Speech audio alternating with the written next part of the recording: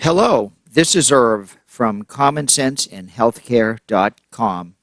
I'd like to share a shocking story with you about how the Department of Health and Human Services in Washington, D.C. humiliated a doctor in Massachusetts by fining him $150,000 for having a thumb drive stolen from an employee's vehicle. It speaks volumes on how tyrannical the Department of Health and Human Services is. And the $150,000 was just HHS's first step in disrupting this doctor's life and practice of medicine. Here's the story from the hhs.gov website, and it's for immediate release back in December 26 of 2013. And it's titled, Dermatology Practice Settles Potential HIPAA Violations. Adult and Pediatric Dermatology of Concord, Mass., AP Derm, has agreed to settle potential violations of the Health Insurance Portability and Accountability Act of 1996, which is known as HIPAA. They're talking about privacy, security, and breach notification rules of the HIPAA law. And they've agreed to pay $150,000 to HHS. AP Derm will also be required to implement a corrective action plan to correct deficiencies in its HIPAA compliance program. AP Derm is a private practice that delivers dermatology services in 4 locations in Massachusetts and 2 in New Hampshire. Now, I would just say, how much medicine or dermatology do you think they're delivering now that HHS has clobbered them with this stuff? But we'll move on. This case marks the first settlement with a covered entity for not having policies and procedures in place to address the breach notification provisions of the Health Information Technology for Economic and Clinical Health Act, known as HITECH, passed as part of the American Recovery and Reinvestment Act of 2009, which is ARRA. Now, the HITECH Act, or the ARRA Act of 2009, was actually the Stimulus Act, or the Recovery Act.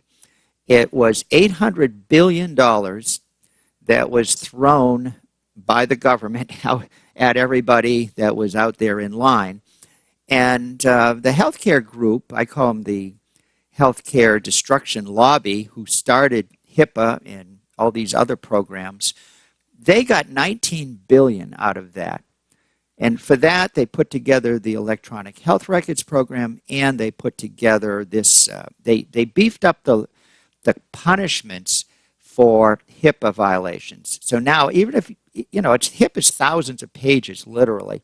If you screw up one thing in there, even if you didn't know about that one thing, that's no excuse. You're still subject to these kind of fines. And I'll point out that $150,000 was a settlement. They probably threatened way, way more than that, and they probably threatened jail time for this doctor. So just keep some of that in mind. Let's go on.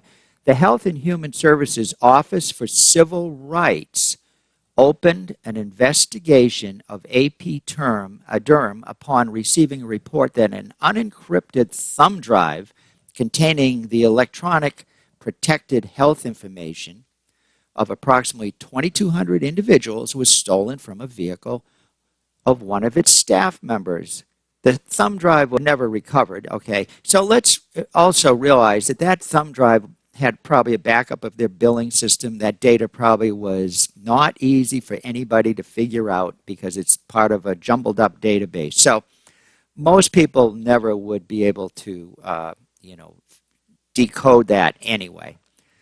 But that aside, the investigation revealed that AP Derm had not conducted an accurate and thorough analysis of the potential risks and vulnerabilities to the confidentiality of PHI, which is protected health information, as part of its security management process. Further, AP Derm did not fully comply with requirements of the breach notification to have in place written policies and procedures and train workforce members. So they're just saying that they had not planned ahead and made sure none of this could ever happen. Basically, a small health office, private practice, would have to spend full time to learn everything about HIPAA, put all the rules in place, and make HIPAA happy, and would have no time left over for treating patients. And, you know, if you notice, there's not one mention here of anything about health or anything about patients. What it is, it's all about HHS and how they're going to throw the book at this doctor. So, you know, move on. This is the worst part. As we in healthcare say, an ounce of prevention is worth a pound of cure. Yeah, not, what about a pound of cure for your psoriasis or your dermatitis or whatever other lesions you might have on your skin? So this is worth a pound of cure, this healthcare prevention stuff. And according to the OCR, that's the Civil Rights Director, Leon Rodriguez, that is what a good risk management process is all about, identifying and mitigating the risk before a bad thing happens. Yeah, how about mitigating the risk of getting a disease or something? The doctor can't spend all his time mitigating the risk that somebody might steal a thumb drive. So covered entities of all sizes, meaning if you're one individual doctor, you're supposed to understand all this stuff. You need to give priority to securing this electronic protected information. That you've got to give priority to this, not just, the patients, they don't get priority. This HHS, laws, they get the priority. So, you might as well forget about trying to, treat patients. All right, let's go on and just keep digging this deeper. In addition to $150,000 for the resolution amount, the settlement includes a corrective action plan requiring AP Derm to develop risk analysis and risk management plans to address and mitigate any security risks and vulnerabilities, as well as to provide an implementation report to the Office of Civil Rights. Now, listen to this. I mean, what can I say? We'll go on. To learn more about non-discrimination and health information privacy laws, your civil rights and privacy rights in healthcare and human services settings, and to find information on filing a complaint, because maybe somebody out there knows someone else that lost a thumb drive. So you could contact HHS and put that doctor out of business. So that basically is the whole story, and I think it does. And as bad as this story is, what makes it worse is that the HIPAA law that they're enforcing is nothing more than a farce to give power and money to the establishment in Washington, and does only harm to doctors and patients. One thing that strikes me is the humility of this doctor, and I don't know him personally, but if he just put up with this, he has to be just kind of was beaten down, put on his knees, and he had to beg HHS to let him treat patients. I mean, it's unbelievable, how painful that must have been for this doctor. And then the other thing is the hubris of this government director here, Leon Rodriguez. I mean, this is showing clearly that they have no interest in the American people that, this doctor, does he have any idea how much of this doctor's life was, put into becoming a doctor? Massive amounts of college, intense, work as under other doctors. Let's just say that, and then years and years of work getting a practice going, just figuring out how to bill insurances and on, and then they pile this stuff. And then, of course, they're going to come out and say, well, now you got to have an electronic health records, or we're not going to pay your Medicare. Or now you got to do this physician quality reporting system that we just made up. So in other words, this stuff is insane. It's insane. All these programs have to be just literally flushed down the drain. So really the only way to drain the swamp is to repeal HIPAA completely and these other laws we're talking about on the Common Sense in Healthcare website.